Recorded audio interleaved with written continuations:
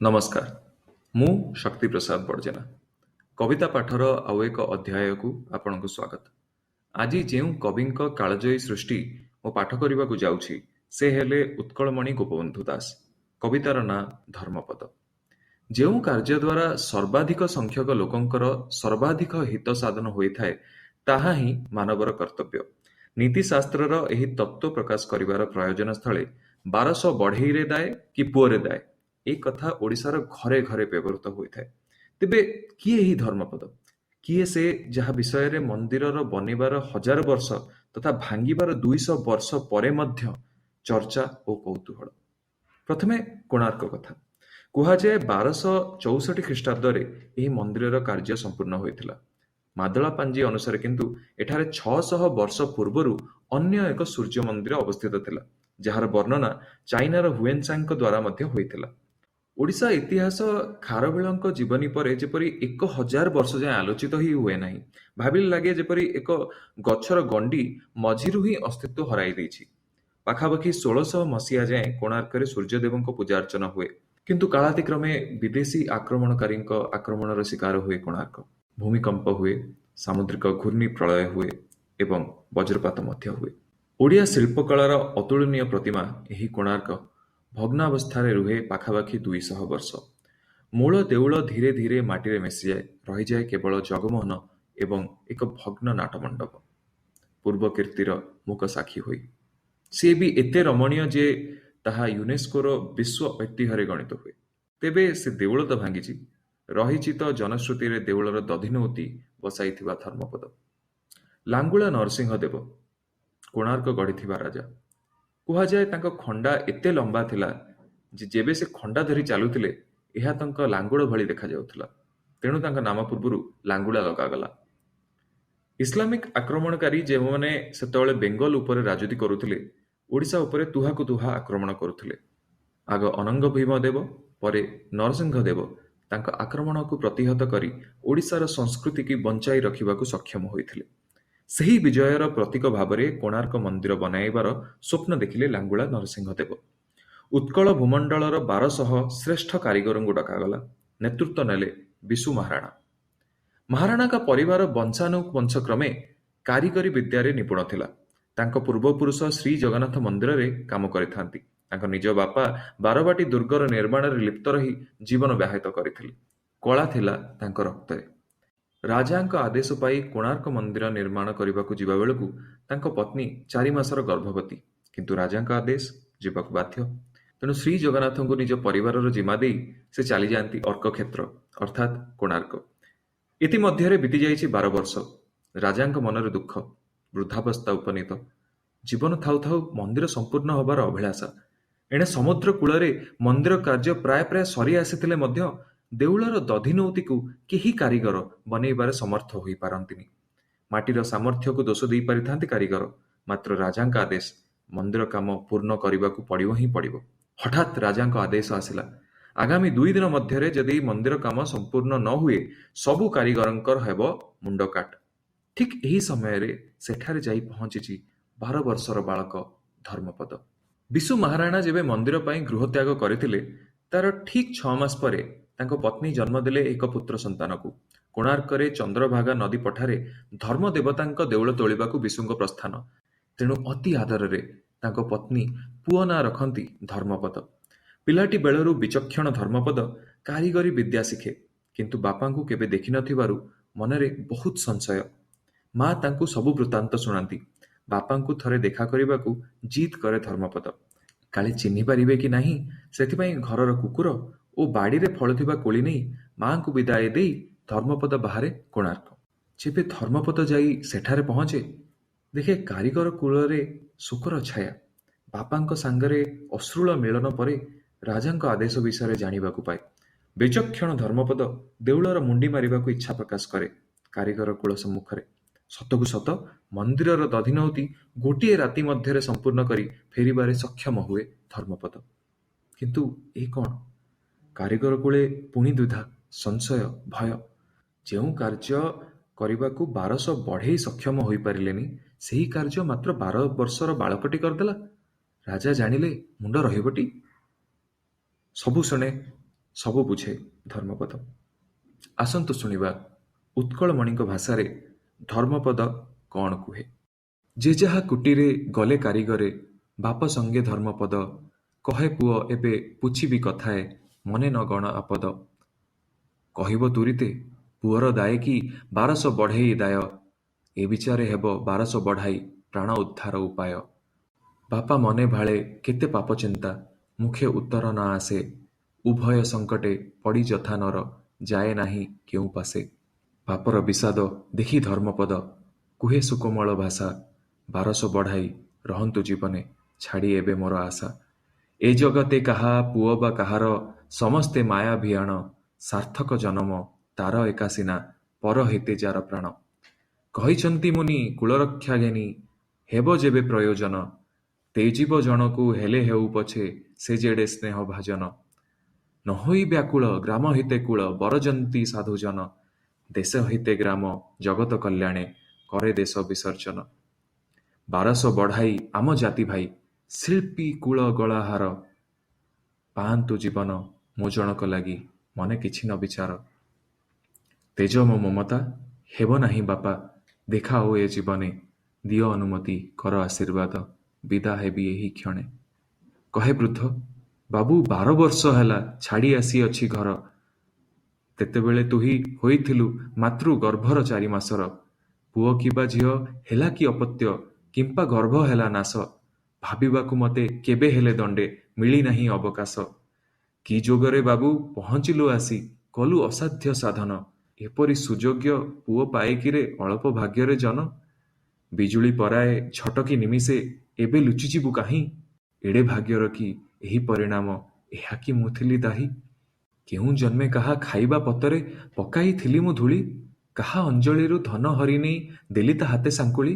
ଅପାର ପାତକେ ପୂରି ରହିଅଛି ମୋ ପ୍ରାରବ୍ଧ କର୍ମବନ୍ଧ, ପଲକେ ମୋ ପଥ ଉଜଳି ନୋହିଲେ, କିମ୍ପା ଯିବୁ କରି ଅନ୍ଧ। 1200 ବଢ଼ାଇ ଆମ ଜାତି ବାହି, ନୁହନ୍ତି ମୋ ପ୍ରୟୋଜନ, କୁଳ ଗୌରବ ସଦା ରହିଥିବ, ଥିଲେ ତୋପରି ନନ୍ଦନ। ଯାର ଗୁଣରାଶି ଜଗତେ ପ୍ରକାଶୀ, ରଖେ ଜାତିକୁଳ ମାନ, ସେପରି ଗୋଟିକ ସଙ୍ଗତେ ନୁହନ୍ତି ଆନ କୋଟିଏ ସମାନ। ତହୁଁ ପୁଅ ବେଗେ ବୋଲେ ଉଦୁବେଗେ, ଅଧିକ ନ କହ ଆଉ, ହେଉଛି ଉଛୁର, ଯିବି ଏଠା ଛାଡ଼ି, ଏବେ ରାତି ଥାଉଁ ଥାଉ। କାହିଁ ଯିବୁ ବାବୁ, ଫେଡ଼ି କହ ସବୁ, ରହିବୁ ଟିକି ପରାଣେ, ବଞ୍ଚି ରହିଥିଲେ କେବେ ହେଲେ ଦେଖା, କାହିଁ ହେବ କିଏ ଜାଣେ। କହେ ପୁଅ, ବାପ ଜୀବନ ମରଣ ଲାଗିଅଛି ଅନୁକ୍ଷଣ, ଜନମ ହୋଇଲେ ଆଗେ ଅବା ପଛେ ଅବଶ୍ୟ ହେବ ମରଣ। କାପୁରୁଷ ପରି ମରିବା ଜଗତେ ନୁହେଁ ନର ପୌରୁଷ, ପରହିତ ସାଧି ମରେ ଯେ ମହିରେ, ସେହି ଏକା ସୁପୁରୁଷ। ମାନବ ଜୀବନ ନୁହଁ କେବଳ ବର୍ଷ ମାସ ଦିନ ଦଣ୍ଡ, କର୍ମେ ଯିଏ ନର, କର୍ମ ଏକା ତାର ଜୀବନର ମାନଦଣ୍ଡ। ମୁହୂର୍ତ୍ତେ ମାତର ଉଜ୍ଜ୍ୱଳ ପ୍ରଖର ଶିଖା ଟେକି ହୁତାସନ, ଜଳି ଯେବେ କରେ ଆଲୋକ ଉତ୍ତାପ ଚଉଦିଗେ ବିତରଣ। ଲିଭୁ ସେ କ୍ଷଣକେ ତଥାପି ଏ ଲୋକେ ରୁହେ ତା ଆଦର ଯଶ, କି ଲୋଡ଼ା ତହିଁରେ ରହେ ଯେ ମହିରେ କୁହୁଳି ସହସ୍ର ବର୍ଷ। କହୁଛି ନିଶ୍ଚୟ ଏ ଜୀବନେ ଆଉ ହେବ ନାହିଁ ଯେବେ ଦେଖା, ଜୀଇଁବା ମରିବା କିମ୍ପାଇଁ ପଚାର, ସେ ଦୁଇ କଥା ତ ଏକା। ଏ ମୋ ବଡ଼ ଭାଗ୍ୟ ଘଟିଲା ସୁଯୋଗ, ମିଳି ଏଥି ଯଥାବେଳେ, ମୁଦିଲି ଦେଉଳ କୂଟଶିଳ୍ପ ତନ୍ତ୍ରେ ଶିଖିଲି ଯାସି ସୁଖେଳେ। 1200 ବଢ଼ାଇ ମୋର ଜାତି ଭାଇ, ସହି ନିନ୍ଦା ଅପମାନ, ମଲେ ଯେବେ ଏଥି କି ସୁଖ ମୋହର, କରି ମନ୍ଦିର ନିର୍ମାଣ। 1200 ବଢ଼ାଇ ରକତ ରଞ୍ଜିତ ଯଶ ସନମାନ ଧନ, ପାଇ ରାଜଦ୍ୱାରେ କହ କି ପ୍ରକାରେ ବଢ଼ିବ ମୋ ବଡ଼ପଣ। ଶାଢ଼ୀ ବାନ୍ଧି ମୁଣ୍ଡେ ଯିବି ରାଜଦାଣ୍ଡେ, ଦେଖି ଜାତି କୁଳ ନାଶ, କି ରଙ୍ଗେ ଚିତ୍ରିବ ଏ ଜଘନ୍ୟ ଛବି ଭବିଷ୍ୟତ ଇତିହାସ। ଦେଉଳ ଅମୁଦା ରହି ମରିଥାନ୍ତେ ଯେବେ ସବୁ କାରିଗରେ, ମୋ କର୍ମ କୌଶଳେ ଲଜ୍ଜା ଅପମାନ ନଥାନ୍ତ ତାଙ୍କ ମୁଖରେ। ଉତ୍କଳର ଶିଳ୍ପୀ କୁଳ ଇତିହାସେ ନ ରହୁ ଏ କଳା ଦାଗ, ତେଣୁ ସ୍ୱଚ୍ଛ ମନେ ଏ ଜୀବନ ଲାଗି କର ବାପା ମତେ ତ୍ୟାଗ।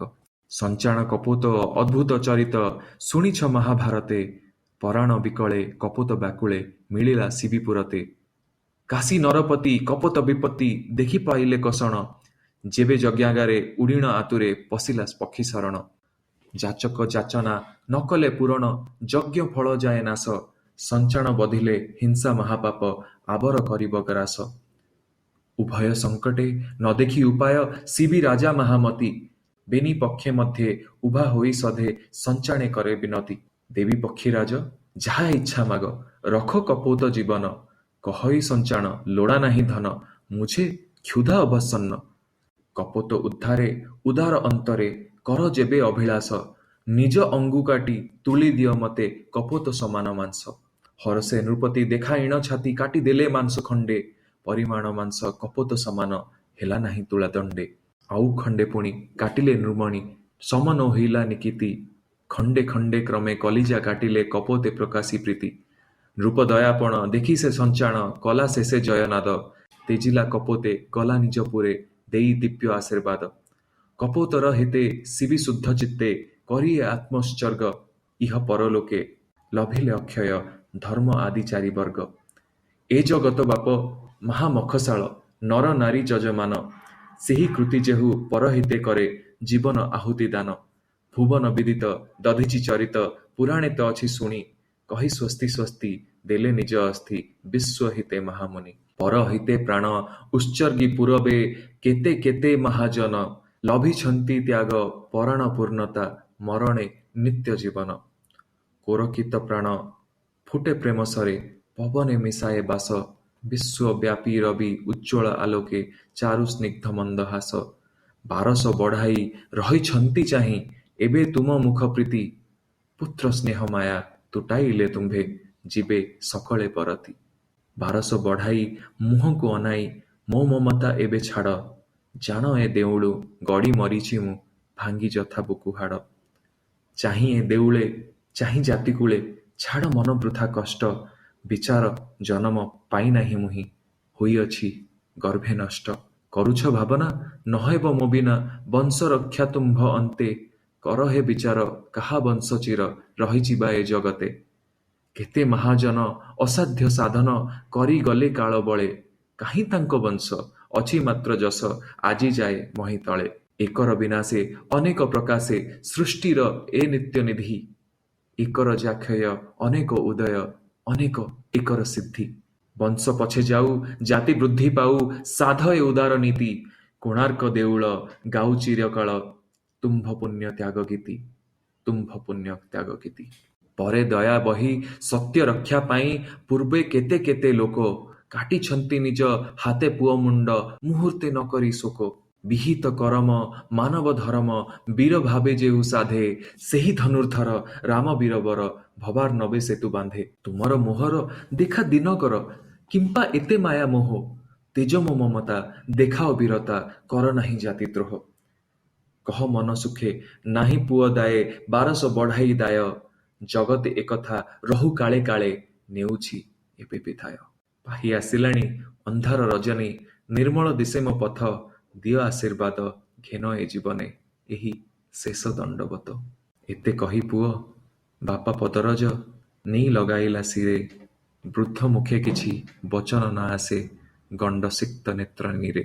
ମୁକ ଆଶୀର୍ବାଦ ଇଙ୍ଗିତେ ପ୍ରକାଶୀ ସ୍ନେହେ ଚୁମ୍ବିଲା ବଦନ, ଚାଲିଗଲା ପୁଅ କ୍ଷଣେ ବୃଦ୍ଧ ତହିଁ ହେଲା ସୁଖେ ଅଚେତନ।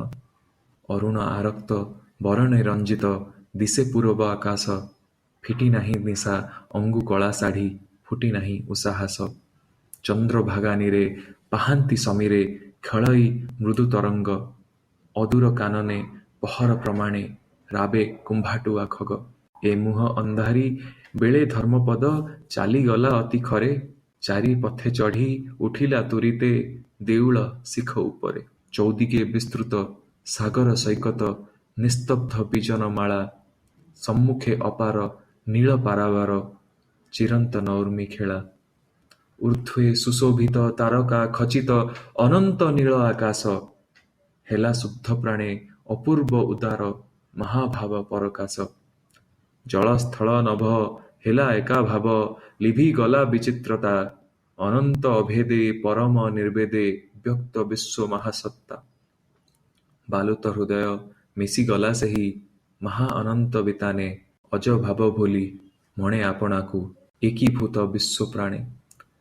ମୁହୂର୍ତ୍ତକେ ପୁଣି ସେ କ୍ଷୁଦ୍ର ହୃଦୟେ ସଂକୁଚିତ ବିଶ୍ୱ ସାରା, ଭିତର ବାହାର କଲା ଏକାକାର ଅମୃତ ସଙ୍ଗୀତ ଧାରା। ହୋଇ ଏକ ଧ୍ୟାନ ମିଳାଇଲା ତାନ ବିଶ୍ୱ ସଙ୍ଗୀତ ଲହରେ, ଗାଏ ଧର୍ମପଦ ପରମ ଆନନ୍ଦେ ଜୟ ଜଗଦୀଶ ହରେ। ଜୟ ଜଗଦୀଶ ହରେ। ଜୟ ଜଗଦୀଶ ହରେ।